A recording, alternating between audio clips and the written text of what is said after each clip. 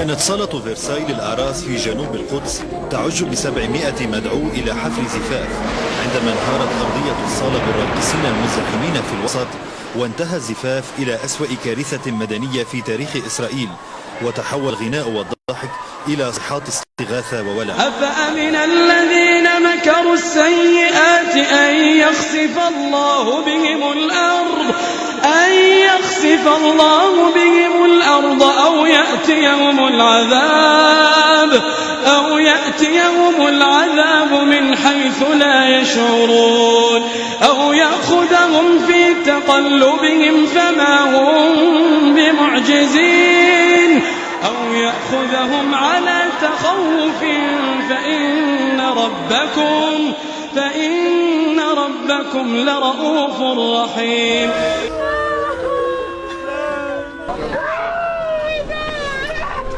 فخسفنا به وبداره الأرض. سبحان الله، هذه الآية كانت مثارا للتشكيك، فقال الملحدون: كيف يمكن أن تنشق الأرض وتبتلع منزلا؟ يمكن أن يحدث زلزال يدمر منطقة، يدمر قرية، مدينة، أما أن تنشق هذا. وبدأوا التشكيك بالقرآن. حديثا ظهرت ظاهرة في أمريكا وأوروبا وفي الصين، ظاهرة الخسف.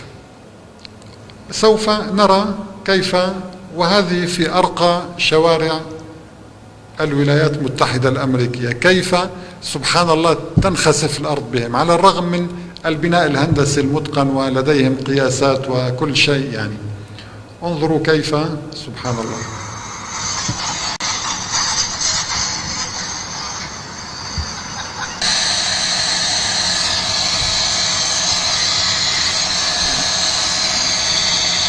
طبعا هنا السيارة خسف بها، وهذا بيت أيضا، بيت واحد انظروا خسف به، انهار بسبب ظاهرة الخسف. وهذا هو الجزء الثاني من البيت.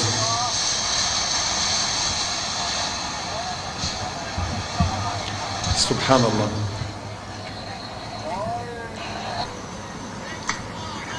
وهنا جانب من الشارع ينخسف وينقلب سبحان الله بشكل يعني مرعب ومفاجئ. يعني العلماء لا يعرفون تفسيرا لهذه الظاهرة. Oh my God!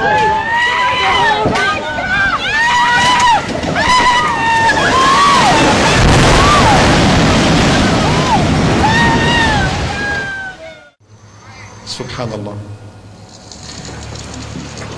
انظروا هذا كراج السيارات خسف، وهذا بيت، وهذه سيارة أيضا، وهذا حيوان، وهذا انظروا إنسان واحد يمكن أن تخسف به الأرض. سبحان الله.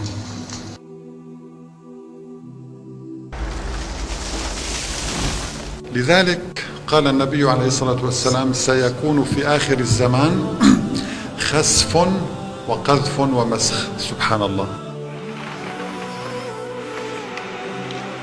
ورأينا كذلك أن النبي محمدا صلى الله عليه وسلم أخبر البشرية بهذه الأحداث قبل وقوعها ب14 قرنا.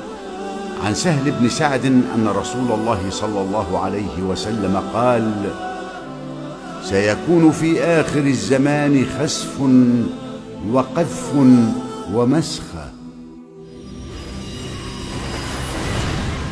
قيل: ومتى ذلك يا رسول الله؟ قال: إذا ظهرت المعازف والقينات. واستعمل عليه الصلاة والسلام كلمة آخر الزمان للتعبير عن الزمان الذي تقع فيه هذه الحوادث، وبين أن حدوث هذه العلامات دليل وإشارة إلى اقتراب الساعة.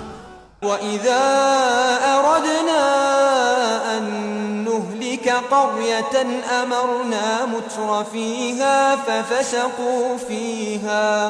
ففسقوا فيها فحق عليها القول فدمرناها تدميرا. فاتقوا الله عباد الله، واعتبروا بما يجري حولكم وبينكم، وتوبوا إلى ربكم.